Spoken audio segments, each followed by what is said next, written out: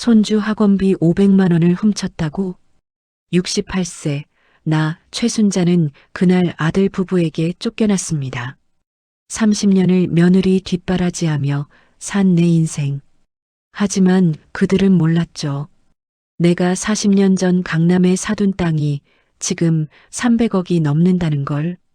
이혼하세요, 어머니. 제 아들은 못 드립니다. 며느리의 차가운 목소리가 귓가에 맴돌았습니다. 좋아, 그럼 내 방식대로 하지. 사연 시작 전 구독과 좋아요 부탁드립니다. 제 이름은 최순자, 올해 68세입니다. 서울 강남구 대치동 한 아파트 작은 방에서 30년을 살았습니다. 아들 민수 내외와 손주 둘을 돌보며 말이죠. 그날은 5월 초순, 장밋빛 석양이 아파트 창문을 물들이던 오후였습니다. 주방에서 저녁 준비를 하고 있었죠. 된장찌개가 보글보글 끓는 소리, 계란말이 지글거리는 소리. 30년 동안 매일 반복한 일상이었습니다. 어머니, 며느리 윤희의 목소리가 거실에서 날카롭게 울렸습니다. 심상치 않은 기운이 느껴졌죠. 주방을 나서니 거실 한가운데 며느리가 서 있었습니다. 손에는 찢어진 봉투를 들고 있었고요. 이게 뭡니까? 그게 뭔데 그러니? 제 서랍장에 넣어둔 학원비 500만 원이요. 어디 갔습니까? 심장이 철렁했습니다. 나는 모르는데? 거짓말 마세요. 이 집에서 제 방에 들어갈 수 있는 사람은 어머니밖에 없어요. 아들 민수가 퇴근해서 현관문을 열고 들어왔습니다. 무슨 일이야? 여보, 어머니가 우리 학원비 500만 원 가져가셨어요. 민수가 저를 쳐다봤습니다. 그 눈빛이 낯설었죠. 엄마, 진짜 가져가신 거예요? 아니야. 나는 모른다니까. 어머니, 지난달에도 제 지갑에서 10만 원 없어졌어요. 그때도 어머니 아니라고 하셨죠? 며느리의 목소리가 점점 커졌습니다. 그건 정말 아니야. 제 목소리도 떨렸습니다. 증거가 있어요. 며느리가 핸드폰을 꺼내 들었습니다. CCTV 화면이 보였죠. 베란다에 몰래 설치한 카메라였습니다. 화면 속에는 제가 며느리 방으로 들어가는 모습이 찍혀 있었습니다. 이것 봐요. 어제 오후 2시 제가 외출한 사이에 제 방에 들어가셨잖아요. 나는 빨래 넣으러 들어간 거야. 돈은 안 봤어. 빨래는 핑계고 돈을 찾으러 간 거죠? 며느리의 눈빛이 차가웠습니다. 30년을 함께 산 며느리가 이럴 수 있나 싶었죠. 엄마, 민수가 입을 열었습니다. 일단 진정하시고 혹시 돈 필요하신 거 있으면 말씀하세요. 나는 안 가져갔다니까. 제 목소리가 떨렸습니다. 그럼 500만 원이 저절로 날아갔어요? 며느리가 비웃듯 말했습니다. 그날 밤 저는 제 방에 혼자 앉아 있었습니다. 좁은 3평짜리 방, 창문도 작고 햇빛도 잘 안 드는 이 방에서 30년을 살았죠. 며느리와 아들의 대화 소리가 벽 너머로 들렸습니다. 여보, 어머니 요양원 알아봐야 할 것 같아. 그건 좀. 언제까지 이렇게 살아요? 방도 부족하고 애들 공부방도 필요하고 요즘 치매 증상도 있는 것 같던데 물건을 자꾸 어디 뒀는지 모르신대요. 가슴이 무너져 내렸습니다. 치매라니 저를 정신병자 취급하는 건가요? 눈물이 흘렀습니다. 30년 동안 손주들 키우고 빨래하고 밥하고 청소하며 산 세월이 주마등처럼 스쳐갔습니다. 새벽 5시에 일어나 도시락 싸주던 날들, 아이들 학교 행사마다 달려가던 날들, 아플 때마다 밤새 간호하던 날들, 모든 게 헛된 일이었던 걸까요? 핸드폰이 울렸습니다. 고등학교 동창 영자였습니다. 순자야, 다음 주 동창회 오지? 생각 좀 해볼게. 무슨 일 있어? 목소리가 왜 그래? 아니야, 괜찮아. 전화를 끊고 서랍을 열었습니다. 낡은 서류 봉투가 하나 있었죠. 1985년도 토지 매매 계약서. 강남구 대치동 300평. 당시 3천만 원에 샀던 땅이었습니다. 남편과 함께 피땀 흘려 모은 돈으로 산 땅. 남편은 10년 전에 세상을 떠났고 저는 그 땅을 그대로 두었습니다. 아들한테 물려주려고요. 부동산 앱을 열어봤습니다. 대치동 땅 시세를 검색했죠. 평당 1억. 300평이면 300억. 손이 떨렸습니다. 제가 이렇게 큰 자산을 가지고 있었다니. 다음 날 아침 며느리가 제 방문을 열었습니다. 어머니, 식사 거르셨네요? 요즘 우울해 보이시는데 병원 가보실래요? 목소리는 다정했지만 눈빛은 차갑습니다. 괜찮아. 어머니, 요양원 한번 견학 가보는 거 어때요? 요즘 시설 좋은 데 많거든요. 제 친구 어머니도 거기 계시는데 너무 좋아하세요. 심장이 철렁했습니다. 내가 뭐 아파서 요양원을 가? 아니, 그게 아니라 어머니도 편하시고 우리도 마음 편하고 솔직히 말씀드리면 제 친정 어머니도 오시고 싶어 하세요. 그런데 방이 없잖아요. 결국 저를 쫓아내고 친정 어머니를 모시겠다는 얘기였습니다. 30년을 여기서 산 제가 이제는 짐이 된 거죠. 그날 오후 저는 오랜만에 외출을 했습니다. 강남역 근처 부동산에 들렀죠. 어머니, 어떻게 오셨어요? 40대 남자 직원이 반갑게 맞았습니다. 대치동 땅 시세 좀 알아보려고요. 등기부등본을 보여줬습니다. 직원의 얼굴이 굳어졌습니다. 어머니, 이거 대박입니다. 이 위치면 최소 평당 1억 2천, 개발 호재까지 있어서 2억도 가능합니다. GTX 노선 확정되면서 이 지역이 완전 핫플레이스예요. 숨이 멎는 것 같았습니다. 그럼 총 얼마? 최소 360억입니다. 금매로 내놓으셔도 350억은 받으실 거예요. 그날 밤 저는 잠을 이룰 수 없었습니다. 360억. 평생 상상도 못한 돈이었죠. 며느리는 500만 원 때문에 저를 도둑 취급했습니다. 아들은 저를 요양원에 보내려 합니다. 30년을 헌신한 제 인생이 이렇게 끝나는 건가요? 아니야. 이제 내 인생을 살아야지. 다음 날 저는 변호사 사무소를 찾았습니다. 강남역 근처 대형 로펌이었죠. 어르신, 상속 문제로 오셨나요? 네, 제 재산 정리하고 싶어서요. 토지 등기부등본을 보여줬습니다. 변호사의 눈이 커졌습니다. 어르신, 이 땅 가치가 어마어마한데요? 혹시 가족분들은 알고 계세요? 아니요, 아무도 몰라요. 그럼 유언장 작성하시겠어요? 아니요, 지금 당장 제 명의로 된 통장에 현금으로 바꾸고 싶어요. 변호사가 고개를 끄덕였습니다. 알겠습니다. 매각 절차 도와드리겠습니다. 다만 이 정도 금액이면 매수자 찾는데 시간이 좀 걸릴 수 있습니다. 얼마나 걸릴까요? 빠르면 3주, 늦어도 한 달 안에는 가능합니다. 3주가 흘렀습니다. 그 사이 집에서는 요양원 팸플릿이 식탁 위에 올라와 있었습니다. 어머니, 여기 괜찮아 보이지 않아요? 1인실의 식사도 좋고. 며느리가 웃으며 말했습니다. 나는 아직 건강한데 왜 요양원을 가야 해? 어머니, 우리도 어머니 생각해서 그러는 거예요. 요즘 많이 우울해 보이시잖아요. 그리고 솔직히 제 친정 어머니도 이제 연세가 있으셔서 모셔야 할 것 같아요. 결국 본심을 드러내는군요. 그날 밤 변호사한테서 연락이 왔습니다. 어르신, 땅 매각 완료됐습니다. 최종 금액 385억입니다. 손이 떨렸습니다. 세금 떼고 통장에 280억 입금 완료했습니다. 280억? 제 통장에 280억이 들어왔습니다. 다음 날 아침 저는 평소처럼 아침 준비를 했습니다. 어머니, 오늘 요양원 견학 가기로 했잖아요. 며느리가 말했습니다. 그래, 알았어.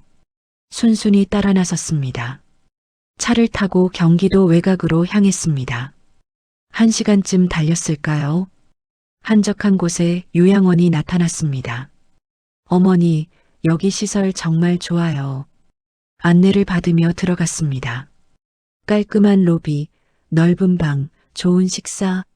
하지만 제 마음은 차가웠습니다. 어머니, 여기 어때요? 마음에 드세요? 응, 좋네. 그럼 다음 주부터 여기 계시면 되겠네요. 비용은 한 달에 350만 원인데 저희가 부담할게요. 며느리 얼굴에 안도의 미소가 떠올랐습니다. 한 달에 350만 원. 30년 동안 무료로 집안일 다 해준 저를 이제 돈 주고 떠넘기는군요. 집으로 돌아오는 길, 저는 핸드폰을 꺼냈습니다. 이사업체에 전화를 걸었죠. 내일 이사 가능한가요? 어디서 어디로요? 대치동에서 강남 펜트하우스로요. 짐은 많지 않습니다. 작은 트럭 하나면 충분할 거예요. 그날 밤 제 방에서 짐을 쌌습니다. 30년 동안 모은 옷까지, 사진, 추억들. 많지 않았습니다. 이 작은 가방 하나에 제 30년이 들어가는군요. 손주들 사진을 보았습니다. 갓 태어났을 때부터 지금까지 모두 제가 찍은 사진들이었죠. 돌잔치도, 입학식도, 운동회도. 눈물이 났지만 꾹 참았습니다. 다음 날 아침 7시 이사 트럭이 도착했습니다. 어머니, 웬 트럭이 이렇게 일찍? 며느리가 놀라서 나왔습니다. 이사가요. 네. 무슨 소리예요? 요양원은 다음 주부터라고. 요양원 안 가요. 제 집으로 가요. 어머니 집이요? 저는 가방에서 서류를 꺼냈습니다. 타워 팰리스 펜트하우스 매매 계약서. 구입 가격 60억. 며느리의 얼굴이 하얗게 질렸습니다. 이게 뭐예요? 제 새 집이에요. 60억이요? 어머니가 어디서 그런 돈을? 제 땅 팔았어요. 대치동 300평? 385억에 팔렸죠. 며느리가 주저앉을 뻔했습니다. 아들 민수가 황급히 나왔습니다. 엄마, 무슨 소리예요? 땅이요? 너희 아빠랑 40년 전에 산 땅이야. 그때 3천만 원 주고 샀는데 지금은 385억이 됐더구나. 그럼 그 돈이 지금 내 통장에 280억 있어. 거실이 조용해졌습니다. 시계 소리만 똑딱거렸습니다.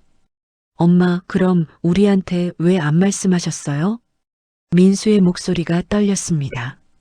말했으면 어땠을 것 같니? 500만 원 도둑 취급하던 내 와이프가 나한테 어떻게 했을 것 같아? 치매라고 했잖아. 정신병원 보내려고 했을걸? 며느리가 입술을 깨물었습니다. 그리고 민수야. 아들을 똑바로 봤습니다. 너는 30년 동안 엄마가 뭐 하면서 산 줄 알아? 손주 키우고 빨래하고 청소하고 밥하고.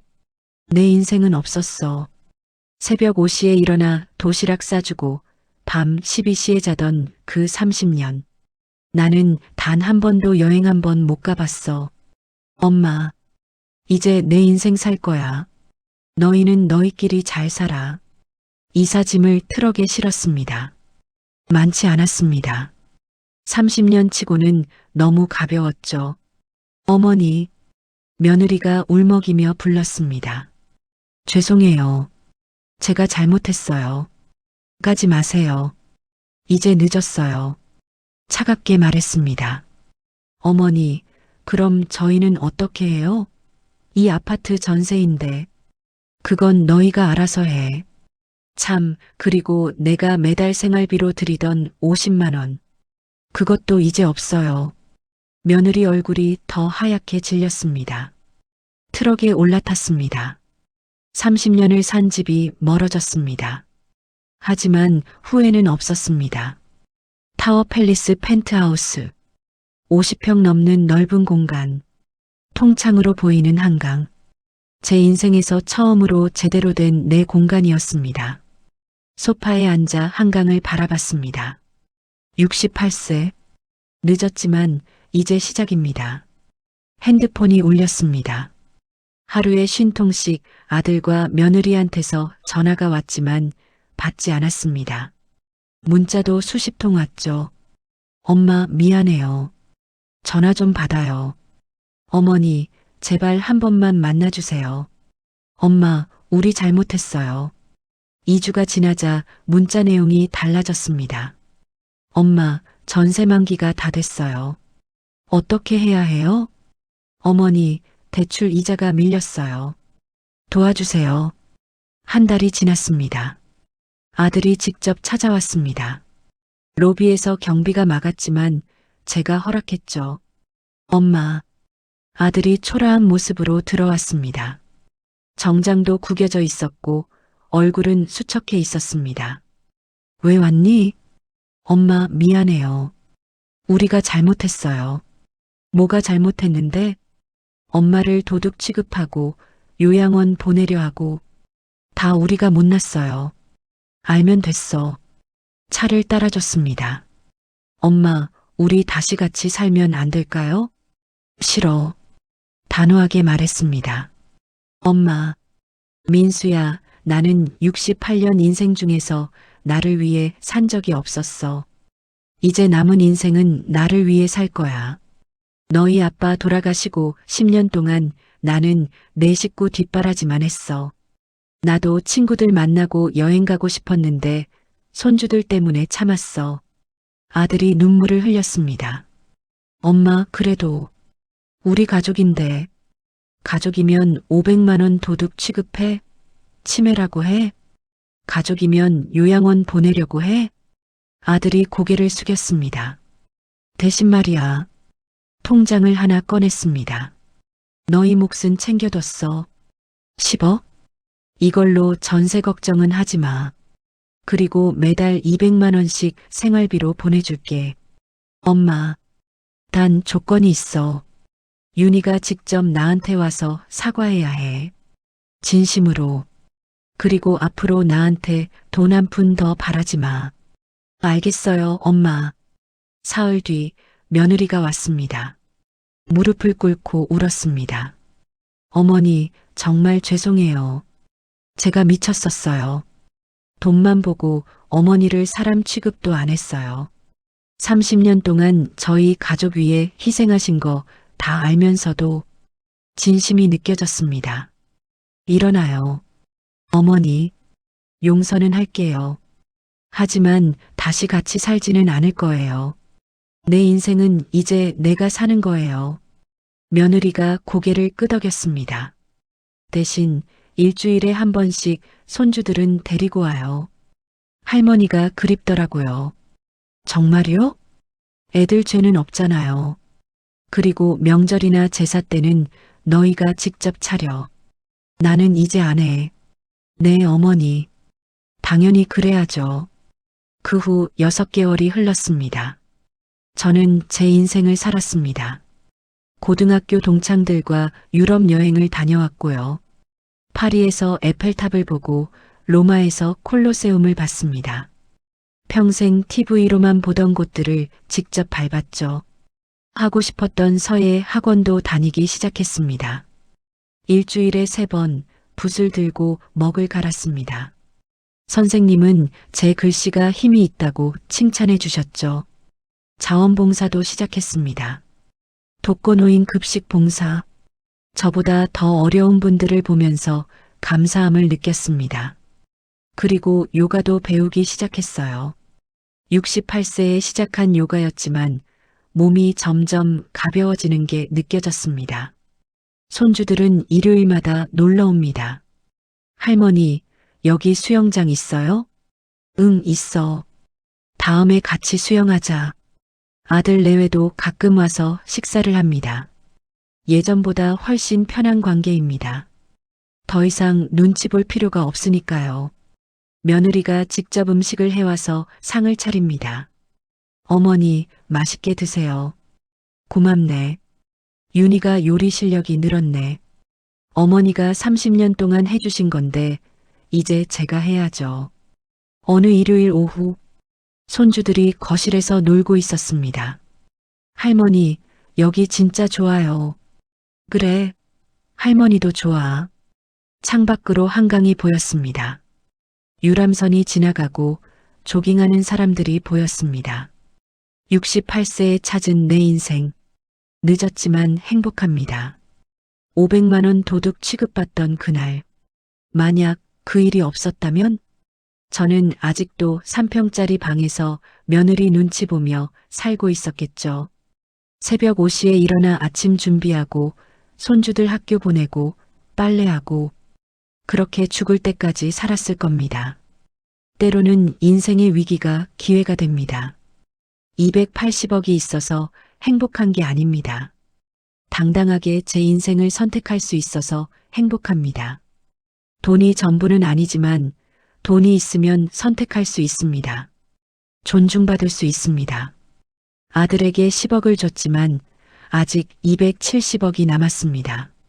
이제 이 돈으로 뭘 할까요? 다음 달에는 친구들이랑 알래스카 크루즈 여행을 갑니다. 그리고 제가 다니던 고등학교에 장학금 1억을 기부하기로 했어요. 가난한 학생들이 꿈을 포기하지 않았으면 좋겠거든요. 그게 제가 배운 68년 인생의 교훈입니다. 남을 위해 살다가 내 인생을 잃어버리면 안 됩니다. 가족이라는 이름으로 희생을 강요받으면 안 됩니다. 여러분의 인생은 어떠신가요? 누군가를 위해서만 사시지는 않나요? 늦었다고 생각할 때가 가장 빠른 때입니다. 저는 68세에 제 인생을 찾았습니다. 여러분도 지금 당장 시작하세요. 나이는 숫자에 불과합니다. 끝까지 들어주셔서 감사합니다. 구독과 좋아요 부탁드립니다.